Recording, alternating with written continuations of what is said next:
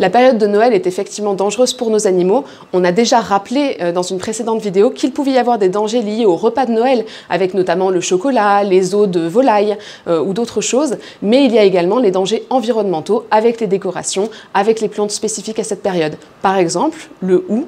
Alors oui, ça pique, mais il y a des petites boules rouges qui peuvent être appétissantes et qui peuvent donner des troubles digestifs importants, de la diarrhée ou des vomissements.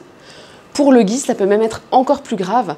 On peut avoir jusqu'à des troubles neurologiques des animaux qui peuvent avoir des difficultés à se déplacer ou qui peuvent convulser. N'hésitez pas dans ce cas à contacter rapidement votre vétérinaire, dans le but d'essayer de faire vomir l'animal avant que son système digestif ait absorbé les toxines.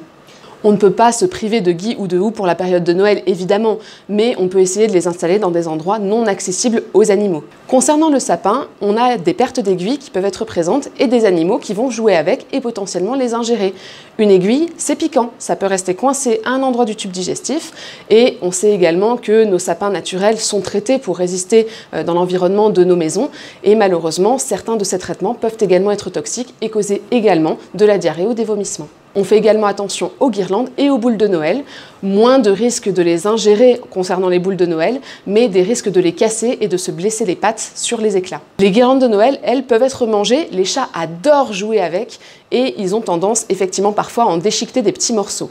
Lorsque ces morceaux sont longs, ils peuvent se coincer dans le tube digestif et faire un effet accordéon avec ce tube digestif qui va du coup être coincé et ça peut nécessiter une opération chirurgicale. On a le même problème avec les paquets cadeaux et notamment avec le bolduc, ces petites ficelles colorées qu'on retrouve autour de nos paquets.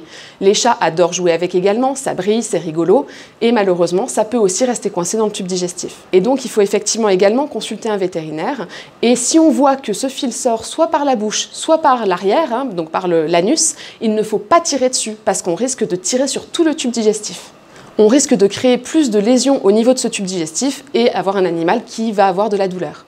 Pour éviter de passer Noël aux urgences, ce qui peut tout de même avoir son charme, certes, il vaut mieux être prudent et éviter d'avoir un animal dans une pièce à risque sans surveillance.